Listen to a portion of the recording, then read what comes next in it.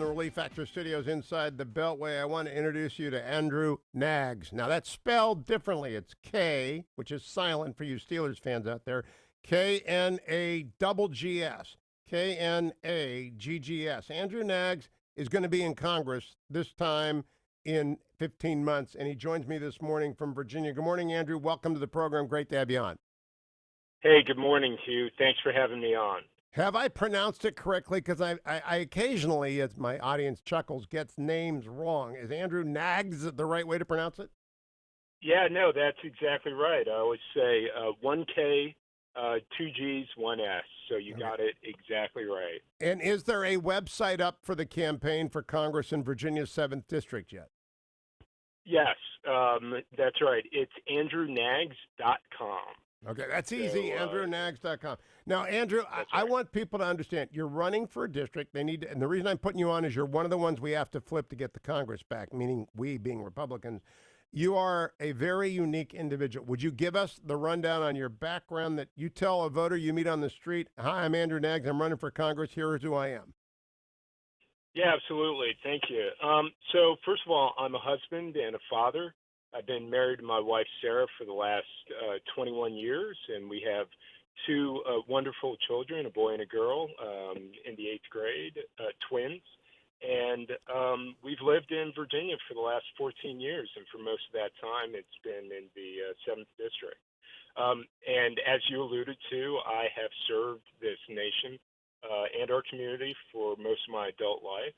I'm a graduate of West Point and as well as the law school at William & Mary. I'm a Green Beret, former Green Beret with 2 combat tours in Iraq. And I've also started my own solo legal practice after law school. And most recently, I just left last month the Trump administration, where I was an appointee in the Pentagon, serving in the role of Deputy Assistant Secretary of Defense for Special Operations and Combating Terrorism. And I did that for the last 2 years. So we're talking with a warrior, America. Andrew Knaggs was in the U.S. Army Special Forces Operational Detachment A in the 5th Special Forces group. He's a Halo Airborne Operations Specialist. He is also a Bronze Star recipient for combat actions during Operation Iraqi Freedom. How many times you jumped out of perfectly good airplanes, Andrew? So I'll tell you, Hugh, that I've actually jumped out of more planes than I've landed in. So, well, you know, so it's a lot. That does go to whether or not you're qualified for Congress. And I think if you're crazy enough to do that a lot, you're crazy enough to go to Congress. Tell us where the 7th District is in Virginia. So the 7th District is situated in central Virginia. It stretches from Culpeper County in the north all the way down to Nottoway County in the south. But most of the population, Hugh, is centered around in the suburbs of Richmond, specifically Henrico and Chesterfield County. But there's 10 counties overall, and it runs essentially north-south. All right. Now, what's your ethnicity, Andrew? I am black, and I am. But it's funny you should ask. You. One of the things that you will hear more from me about is the fact that I absolutely reject the notion of identity politics that the left has pushed into our national discourse. So I love that. But I also love telling people that there are actually African-American Republicans out there. And generally, like you and Will Hurd, they reject the idea of identity politics. But they also, the audience needs to know that because the Republican Party is open to everybody. And conservative warriors don't show up very often who represent that. No, yeah, that's a fact. And I'll tell you that our party has been a force for good since inception.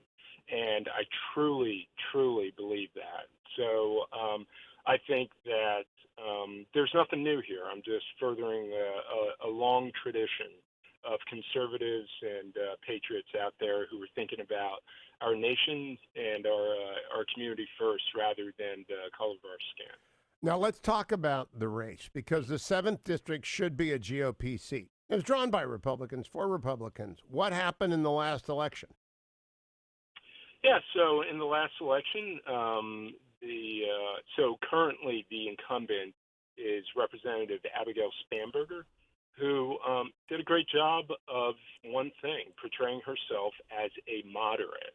But and she traveled around the district, and what happened, Hugh, is like in a lot of places this past cycle, voters were just aggravated. They were annoyed with politicians in general, and there was a bit of you got a sense of that in the seventh.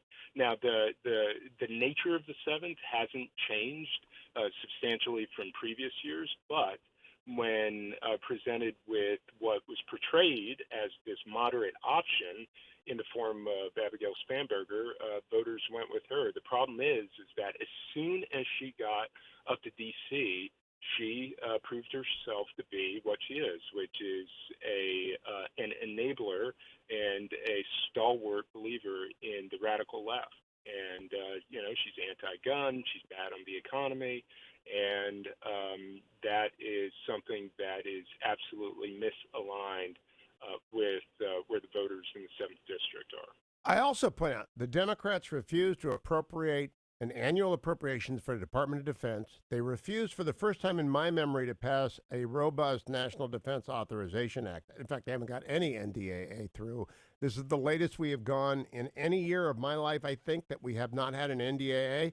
Sometimes we've missed appropriations in the past. It's always terrible for the Pentagon, and you know this better than anyone because not only are you a warrior in the field and you need to know where the money's coming from, you've been at the Pentagon and you can't plan anything unless you've got a budget. You're absolutely right. This is a national security threat. This is not just an inside baseball, inside the beltway issue.